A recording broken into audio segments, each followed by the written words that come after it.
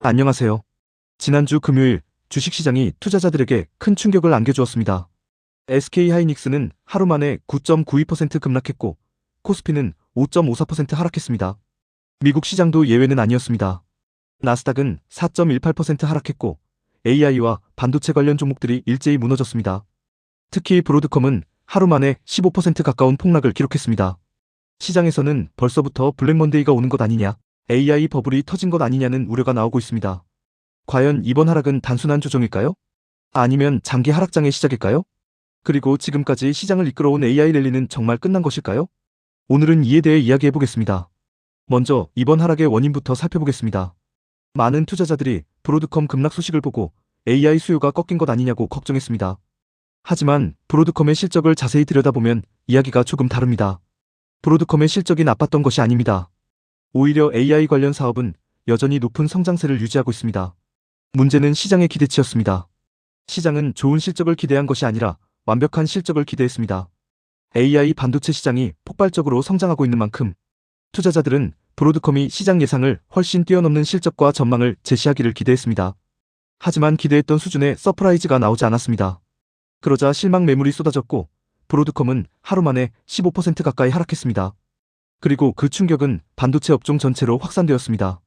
SK하이닉스, 엔비디아, AMD, 마벨, 마이크론 등 AI 관련 기업들이 동반 하락했습니다. 여기서 중요한 점이 있습니다. 기업이 나빠진 것이 아닙니다. AI 산업이 끝난 것도 아닙니다. 단지 너무 높아진 기대치가 조정을 받은 것입니다. 그렇다면 정말 AI 수요는 꺾인 것일까요? 저는 그렇게 생각하지 않습니다.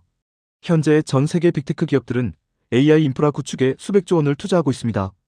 데이터 센터는 계속 건설되고 있습니다. AI 모델은 더 커지고 있습니다. 전력 수요는 폭발적으로 증가하고 있습니다. 그리고 그 중심에는 반도체가 있습니다. 특히 HBM은 공급 부족 현상이 여전히 이어지고 있습니다. AI 서버용 GPU 역시 수요가 공급을 초과하고 있습니다. 최근에는 ASIC 시장까지 빠르게 성장하고 있습니다.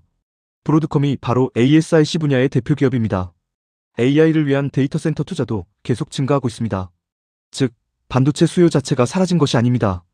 오히려 장기적으로는 계속 증가하고 있습니다. 시장은 단기적으로 흔들릴 수 있지만 산업의 방향성은 여전히 살아있습니다. 그렇다면 이번 하락은 단기 조정일까요? 장기 조정일까요? 솔직히 말하면 아무도 모릅니다. 워런 버핏도 모릅니다. 월가의 애널리스트들도 모릅니다. 이번 주가 바닥일 수도 있고 앞으로 몇 달 동안 더 조정이 이어질 수도 있습니다. 시장의 방향을 정확히 맞추는 것은 거의 불가능합니다. 그래서 투자자들이 가장 경계해야 하는 것이 있습니다. 바로 바닥을 맞추려는 행동입니다. 많은 사람들이 묻습니다. 지금이 바닥인가요? 하지만 더 중요한 질문은 이것입니다. 좋은 기업을 충분히 싼 가격에 살 수 있는가? 주식 투자는 바닥 맞추기 게임이 아닙니다. 좋은 기업을 적절한 가격에 모아가는 과정입니다. 그래서 저는 이런 시기에 가장 중요한 전략이 분할 매수라고 생각합니다. 만약 여러분이 AI 산업의 미래를 믿는다면 지금은 관심 종목을 정리해야 할 시기입니다. 하지만 절대로 한 번에 투자해서는 안 됩니다. 조정이 얼마나 길어질지 아무도 모르기 때문입니다. 오늘 샀는데 내일 10% 더 빠질 수도 있습니다. 다음 주에 또 20% 더 빠질 수도 있습니다. 그래서 현금을 나누어 투자해야 합니다. 예를 들어 투자금이 1000만 원이라면 한 번에 투자하는 것이 아니라 여러 번에 나누어 투자하는 것입니다.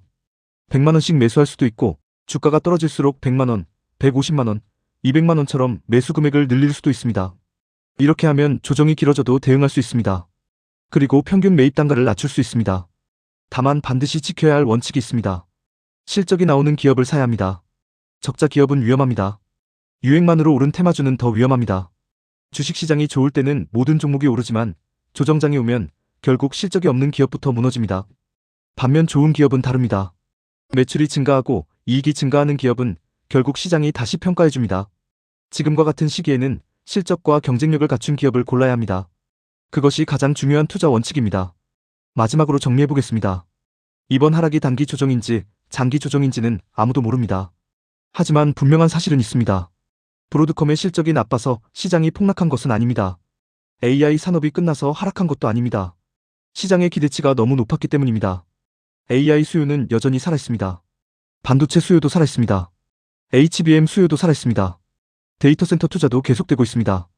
따라서 지금은 AI 산업이 무너지는 과정이라기보다 과도하게 높아졌던 기대가 현실과 맞춰지는 과정일 가능성이 높습니다.